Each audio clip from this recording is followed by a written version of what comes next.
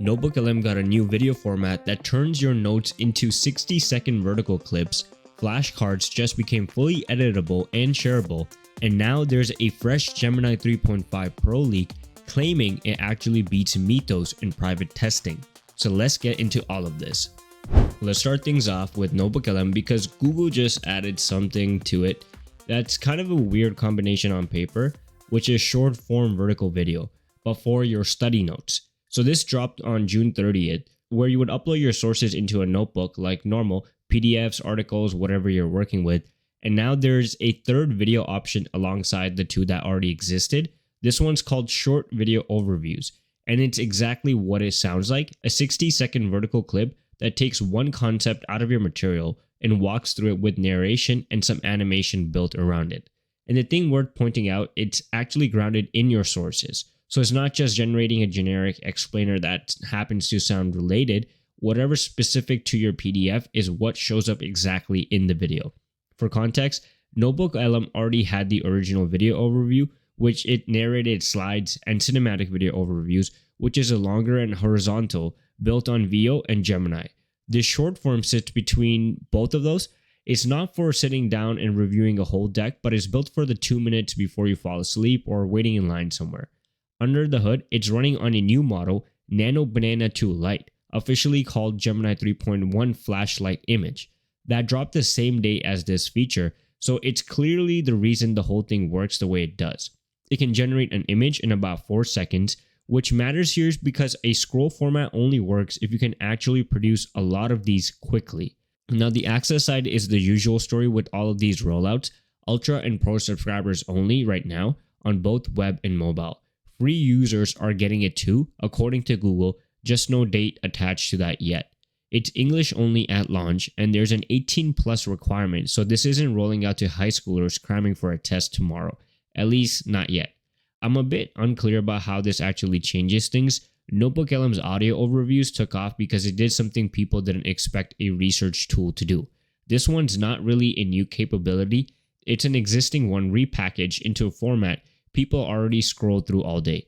That might end up mattering more than it sounds like just because it changes how people open the tool in the first place, but not what the tool can actually do. Whether that actually gets people to open NotebookLM more often is probably unclear, and I don't know that yet, but that's something that maybe you guys can let me know. Do you think this new feature is something that you're going to use yourself? Next up, NotebookLM flashcards just got a little bit more useful. They're fully customizable now. Before this, if you wanted to actually change a flashcard, you couldn't actually do it in the app. You had to download the whole deck as a CSV, edit it somewhere else, then bring it back in. Kind of a pain, honestly, for something that should be pretty simple, but now that is gone. You can edit questions directly, tweak answers if the AI got something slightly off, and add brand new cards from scratch all inside NotebookLM, card by card. So instead of just accepting whatever the AI auto-generated from your sources, you can go in and fix the ones that are unclear or add the ones you missed entirely. And flashcards still pull from your uploaded sources automatically, so that part hasn't really changed. This just means you're not stuck with the first draft anymore. You can shape it into something that actually matches how you personally think about the material. The other piece is sharing. Once you got a deck the way you want it, you can generate a link and send the whole set to someone else, a study group, a classmate, whoever. They can open it and the cards are just there, ready to go. This also works on desktop and in the mobile app too, so it's not locked to one platform. And this is one of those updates that sound small but probably gets used constantly. Auto-generated flashcards are good, but they're never perfect. There's always at least one card that's phrased weird or an answer that's technically right but not how you would explain it. Being able to just fix that in place instead of exporting a CSV is the kind of friction removal that actually changes whether people keep using a feature or quietly stop. So this one is a good win for NotebookLM. Before we continue, we just launched the Universe of AI newsletter. If you want to stay on top of AI news without having to hunt for it, link is in the description. Don't miss out. Now I covered Gemini 3.5 Pro yesterday, the leak with the July 17 date and the 2 million token window, but there's a new claim going around today that's worth addressing because people are now saying that this thing beats MYTHOS. So let's go through what's actually new here versus what I already told you, and then get into how much weight I'd actually put on that claim. The leak account is the same one from before. Salio in today's post repeats most of what we already know. July 17 target release, 2 million token context window, deep think as the new reasoning mode, but there are a few additions: better UI and front-end generation, cleaner design taste, and stronger SVG output, more capable autonomous agent workflows, and the line that sounds kinda crazy, expected to outperform Fable 5 in some private evaluations. Let's slow down on that one because it needs some context before you get excited or dismiss it. First, this is one leaker sourcing what are apparently private evaluations nobody outside Google has access to. That's not the same as a benchmark you can go check yourself. It's a claim about a claim. Second, and this is the part that actually matters, other leak coverage on this exact model has said the opposite. There's reporting out right now suggesting Gemini 3.5 Pro is actually behind both Fable 5 and GPT 5.6 on reasoning, coding, and long multi-step tasks specifically.